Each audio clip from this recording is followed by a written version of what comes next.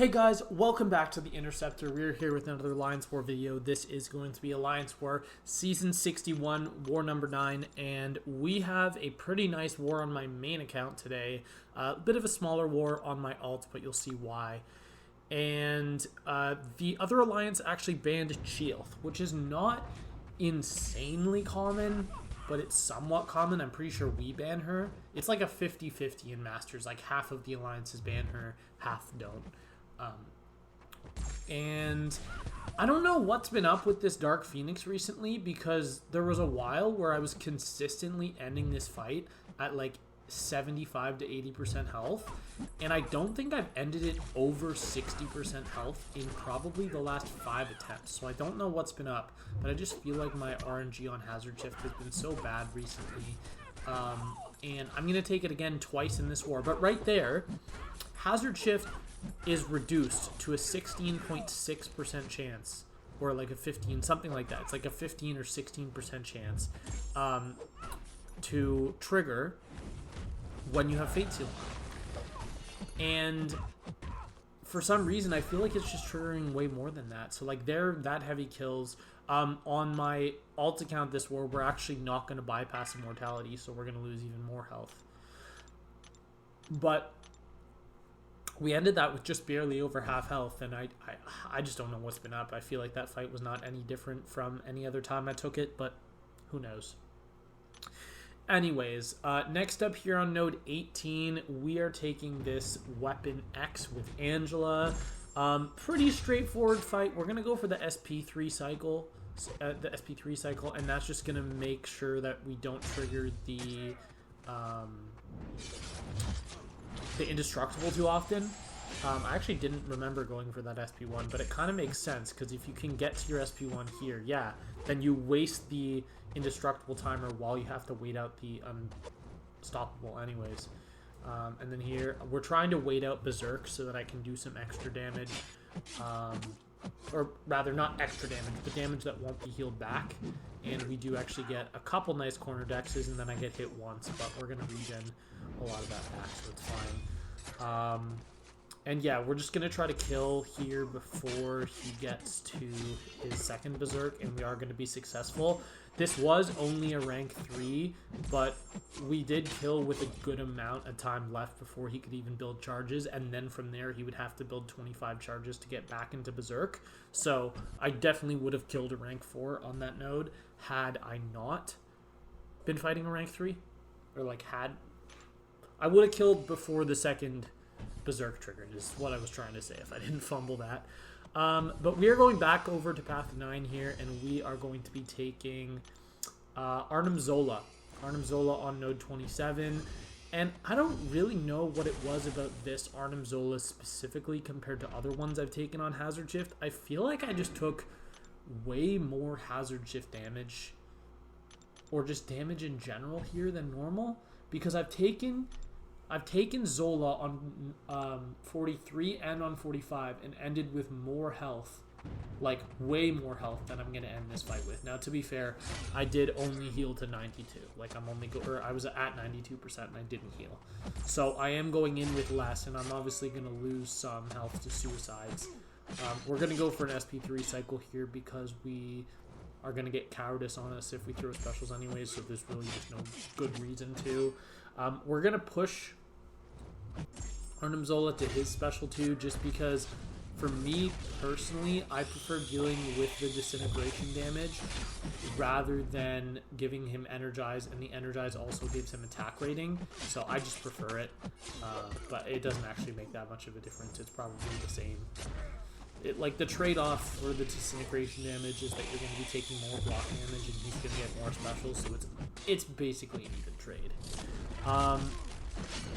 I think we're going to go for a heavy right here into a special 3. Yeah, okay, good, because that's going to push him to his special 2.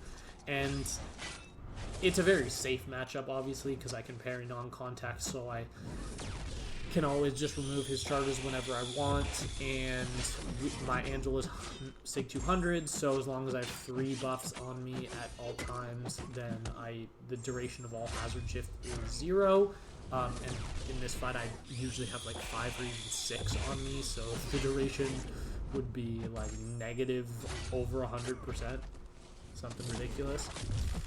There I get Dex because I punished late, but that's fine. And then I think one more combo here and the fight is going to go down. So honestly, it did take actually a little bit longer than I thought it was going to take, especially with suicides on, but still safe, clearly. Nowhere near dying. And then we have this Void. So I was a little bit worried about this fight here. This is probably the fight I was most worried about in this war on both accounts. And that's because Mole Man is not immune to either Hazard Shift. So, and I'm pretty sure I get hit once in this fight. I don't remember exactly. But we turned on Suicides, and we just did that for the damage. I think at one point here, yeah, there. Okay, so I was trying to get him to hit into my block, and then I was going to hit him with a heavy to get the tactic up. So I waited for that debuff to fall off right there, and now we're just going to go for the nuke. We're going to go for one SP2. I'm going to hard block. He's not going to... he's going to throw the L2 into my hard block. I mean, technically, I did let up the block for a second, but that's still pretty bad AI. And then the second L2 kills. So we would have probably saved 20% health had I been able to throw that second L2 immediately, but it's fine. Not that big of a deal, and we do walk out. That's actually a pretty scary fight with G-Band. We were also briefly considering sending Lumatrix, but I think that would have probably gone worse than Mole Man did. And obviously Angela can't do it because she's not tactic. So you need a tactic attacker and a counter to Hazard Shift. So yeah, you know, we walked out of the fight alive, so that's all I can really ask for. Okay, next up, Node 39 Solvarch. I was trying to fit a Gallon here, and I couldn't fit a Gallon on the map. So I decided to take this with Angela, and honestly, it went way better than I thought. There, I was just super late on that heavy attack, so I got parried because Stand Your Ground activated. There's gonna be no more mistakes for the rest of the fight, and I was kind of expecting this to be a way longer fight than it was. It's actually gonna be a pretty decently fast fight, because obviously you have the buffs that trigger that you have to wait out after you bait out every single special, but because Angela has so many buffs, even when he has all the buffs from the node, he's still not going to be winning the power gain. Like right here, I'm winning it, even though he has all the buffs up. So the fight started out a little slow, but I think he's going to be dead in like 40 seconds, something like that, because the back half of the fight just went way, way faster than the rest of it. And yeah, you can see that when we do get crits, we do quite a lot of damage. Here I was hoping he would throw an L2, so I just held block, and he did, which was nice. But had he thrown an L1, I would have just blocked the first hit and dexed the rest. One thing I should mention is that Angela is not going to be doing as much damage on her crits in this fight as you normally see her doing. And that is because Solvarch has protection against critical hits bypassing his armor. Like, they bypass less armor on him than they do on normal champions. So I don't know like exactly how that's worded, but it's something like that, because I know that when you're doing the fight with Mantis, your crits don't bypass armor enough for the L2 to do significant damage. Like, it does less than half what it normally would in a matchup with no armor. So it's just a very, very significant amount, and yeah, a little bit annoying. But as you can see, Angela, very, very safe option there. And now we're on to another Hood fight.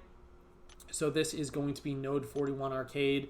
Arcade is a target matchup for Hood. It's one of Hood's best matchups because Arcade's only defensive threat is him throwing specials, unless you let him like fully throw a heavy attack, but there's no reason to do that. So it counters all the meaningful parts of his defensive kit.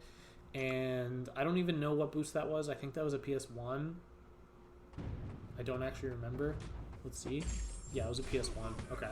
I threw on the PS1 for the next fight because we are once again going to be taking Node 44 Luma, because my BG does not have a Vox that is comfortable taking it. So I take it. And then I did, in this fight, I did go for a couple extra heavies when it was totally unnecessary. And that was just to get a couple extra bullets back, and because of the amount of power steals I got, we actually got enough power back every time to still go for our L2 cycle. And then there we get a little bit of a crazy moment where Arcade throws his L2 into my hard block. But, you know, that's just something the AI has been doing recently. So, not that big of a deal. Here I'm going to get rooted, but because I'm one hit away from my L2, I can just go for it. And then I'm pretty sure we're going to go for a medium, striker, heavy. I don't think this kills. Yeah, but then we're already at an L2 and I have invisibility up, so that is going to kill right there. So fight was a little bit slower than normal hood fights. If I was not caring about bullets and that was my last hood fight and I just had to nuke it, I could have easily saved 20 seconds on that, but it's still fine. It's still not that slow.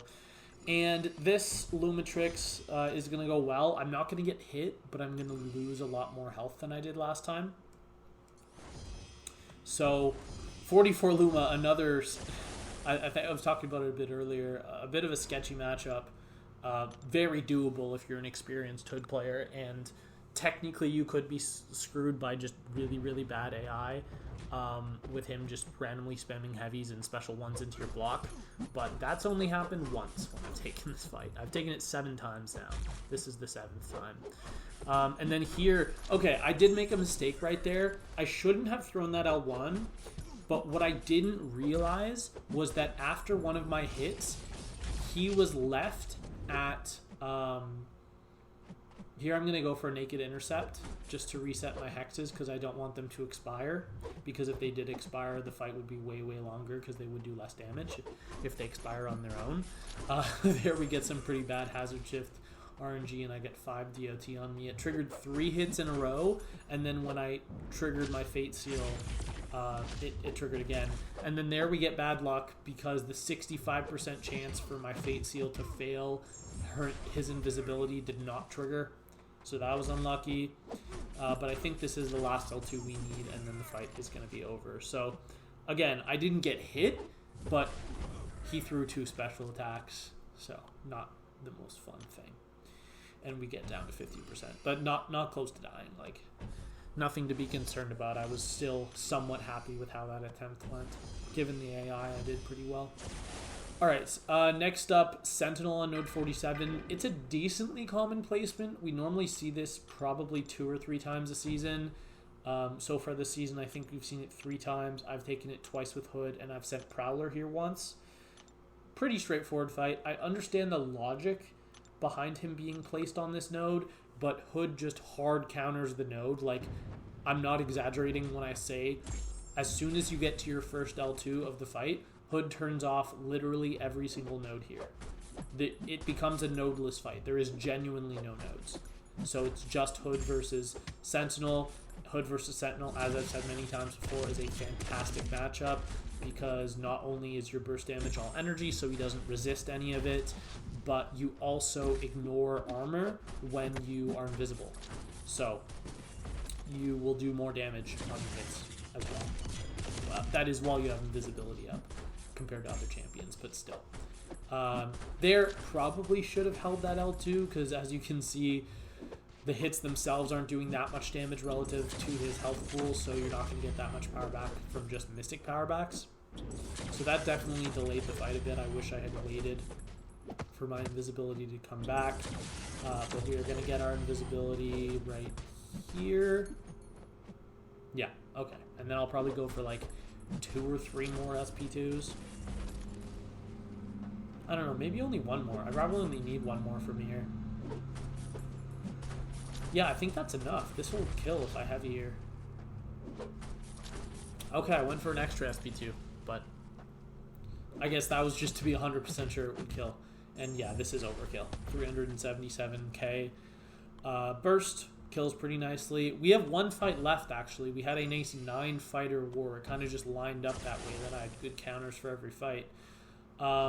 We have Modok on node 49, and just as I was talking about Void on node 36 being a fight that I would prefer to send Chi to, this is once again a fight that Chi is way better than Moleman for, as I have done it 1, 2, 3, 4 times this season so far. and it's very, very simple. Mole Man also is very good, though. Mole Man has, obviously, his True Sense, which means he cannot be evaded or auto-blocked. So all you really have to do here is hit with basics. You're never going to get auto-blocked. It's going to keep failing.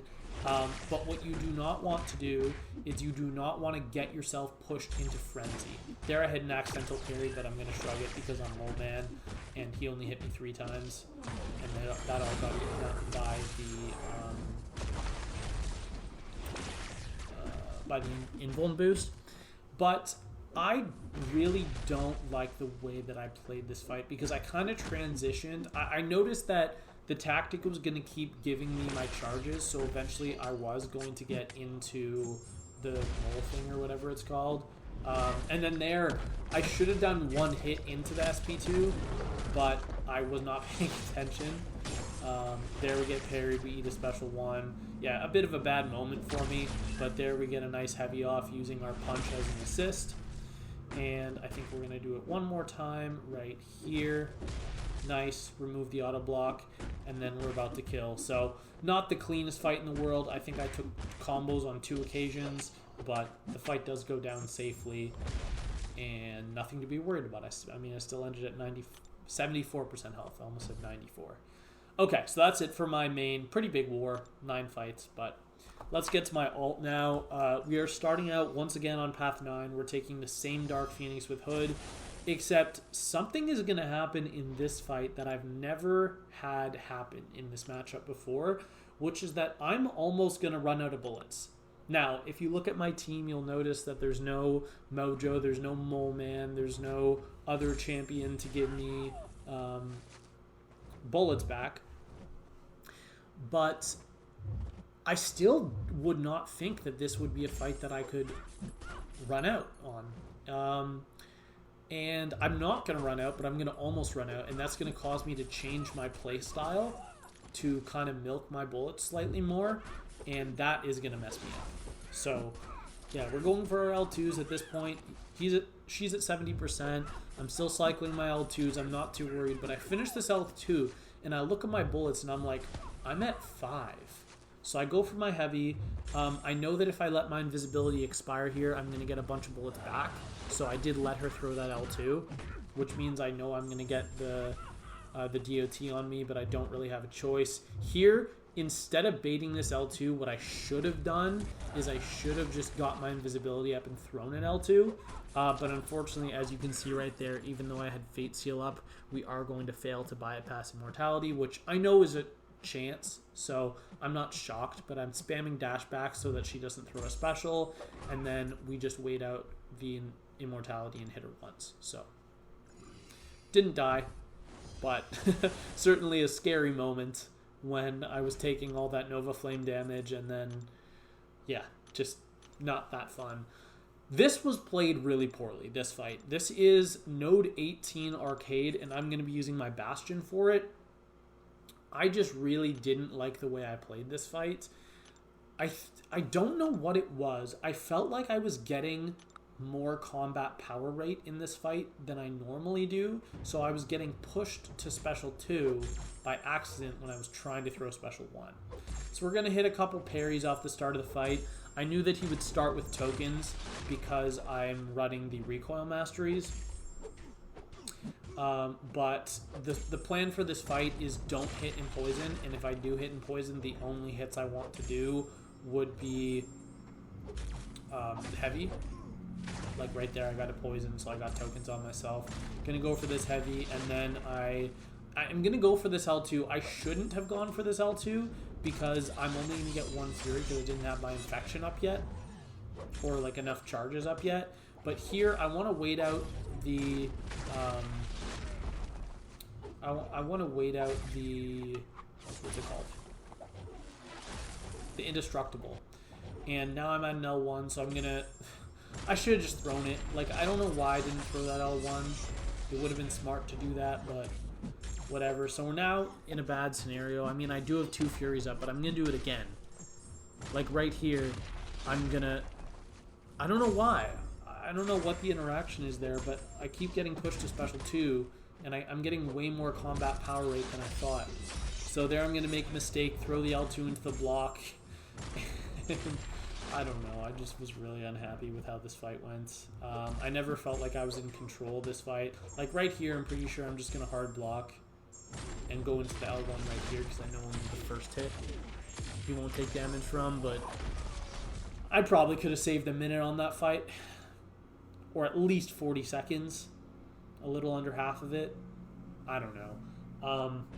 I assume Bastion has some ability where you receive extra combat power rate in certain scenarios. I don't know what those scenarios are, but I do know that I was definitely receiving more there than I expected. Alright, so next up we are going over to Path 6, Section 2. And I am mostly being sent here for this I-Bomb. For Destroyer on this node, I could have done this with either Bastion or Hood, but I didn't feel like throwing a bunch of potions into Hood. So I'm going to use Bastion. This node, of course, has the Fisticuffs, so I am going to need the Wags to parry. But I was told to bring the Wags for just my own fights this war, so that's what I did. In hindsight, I probably should have dropped one of my 3 Wags on Dark Phoenix. Yeah, whatever. So we have the PS1 boost on, and we are just trying to get to my infection before I throw the L2. So we're going to bait this, and then I'm pretty sure... Yeah, okay, parry into heavy. That's actually 29 charges. Okay. I'm going to admit, I didn't know the heavy doesn't give you charges. Because when I went for the first to the heavy, I'm like, oh, he's at 29 charges, so the first to this heavy will give me my 30th charge, and then the heavy will give me 2 Furies, right? Nope. That's not how it works. And we just use the tactic there to bypass the unstoppable and land a nice stand-up intercept to end the fight off. But, yeah, lesson learned. First hit of the heavy does not give charges. Anyways, Immortal Abomination here. This is a tougher fight now than it used to be with the tactic, but Bastion is actually a really good counter for it. And I was honestly kind of surprised with how easy this fight was. I was expecting it to be a lot worse, because I'm going to mess this fight up. I'm going to once again only get 1 Fury off of my L2 because I was not paying attention, and it's still going to be fine. And here I realized I'm not using a tech power back boost. I swear I swapped it, but I guess I did not. Anyways, we have the PS1 boost here. What I was supposed to do is I was supposed to parry a few times at the start of the fight to give extra charges. Well, like, obviously I have to go for a heavy, and then I want to bait this L1 before the timer comes back so the L1 doesn't give me power gain. But at this point, what I should be doing is I should just be going for like 5 parries to build up charges so that my L2 will give me 2 Furies. However, I'm not going to do that. That would have been smart, so I'm not going to do it. Yeah, we go for the L2, only 1 Fury. We're going to bait. What we're going to do is I'm going to throw this heavy. The reason I threw that heavy was so that I knew I had enough power that I could go for a heavy counter into a special one after his special one. Because I know that my special hits don't count towards his little hit timer where he gives himself poisons, which triggers the node. So I wasn't worried about him getting too much power gain. Here he's nice and he threw that special one. Could have gotten a little bit sketchy if he didn't, but it's fine. I think we're going to get off one more special one right here before the Fury expires. Yeah. Okay, nice. So, as I said before, this fight could have been played a lot better, but I'm still happy because it was very safe, and I never ever felt in this fight like I was in a bad position whatsoever. I always felt like I was in control. So yeah, I think I'm going to go for one more special one, and he dies. I'm honestly not sure. Because at this point, I'm doing pretty good damage with my basics. I don't even remember. Do I go for an L2? No, I go for an L1. Okay, that makes sense. That's probably the right call because it killed. So yeah, 80% health. Super happy with that. Next fight up is going to be our last fight of the war, and we are going to be taking on Node 43, Mr. Sinister. And this is a pretty diabolical matchup. So, After I took this fight, I ended up sending the clip to a friend of mine that is very good with Bastion and has been using him since he came out. And he told me I was using the wrong relic. It turns out that in Bastion's kit it says you're supposed to use the Sentinel relic to get extra degen potency, or like bursts on your disintegration, I think it is what it is. So I did swap it after this war, but it's still just an absurdly unfair fight. Like, this is Hazard Shift, Shock, and Incinerate, both energy-based DOT, so Bastion's just going to completely shut the nodes off, and they're not going to trigger a single time. Like, obviously there's the Aggression Fury here, but the other stuff is not going to activate. He did throw one special one there, so now I need to be careful and not let him throw another one. Actually, is Bastion a robot? I don't know. It doesn't matter, because I'm not going to let him throw one anyways. I think here we're going to go for my L2 to push him to his L2. And then I think I'm just going to nail him with a special one right here. And this almost kills. But the burst damage is insane. 55k off of every single hit. If I had the right relic, if I had the Sentinel relic this war, that SP1 would have killed him. Which is just absurd for a mini-boss. But, yeah, we kill it right after 50-second fight, and I was really happy with that one. I'm definitely getting the hang of Bastion. The first couple times I had to use him was super awkward, and, you know, I still have a fight here and there where it's awkward, but I do really like his play style, and I think I'm getting better with him, so I'm happy. Okay, that is it for the war. AOH did just narrowly win the BG matchup. We won 3-4, and then as an alliance, we won 12-16. So pretty happy with that we won. Not the best performance, obviously, but still happy that we won. And then Bolt had 3 deaths. We triple KO'd to a Gene boss, but we sold the other 49 fights. And then we beat XK9 with a score of 10-6. So that's pretty cool too. AOH is now 5-4 on the season and sits in, I think, 12th place. I think they're in 12th. They might be in 11th, but we're right on the border of top 10 masters. So if we win 2 of our 3 last wars, we will make top 10. And Bolt is now 7-2. So Salty, who's in first, they're 9-0. They haven't lost a war. And then us, Noon, and GT40 were all 7-2. We've all lost 2 wars. But because we have the worst attack bonus of those 3, we're currently in 4th. But that's still a pretty good position to be in at this point in the season. As far as our death total goes, I still have 1 death on the season on my main account, 0 on my alt. I've sold 101 out of 102 fights, or 99%. And on my main, I've sold 68 out of 69 fights. Nice. And on my alt, I've sold 34 out of 34. So I have a current deathless streak of 26 fights because I died on my main last war. So it's just the fights from my alt last war, my main this war, and the alt this war, and then a couple fights from after I died from my main last war. 12 streak active on my main, and a 127 streak on my alt currently. So that is going to be all for today. I hope you all enjoyed the video, and I will see you all in the next one. Bye.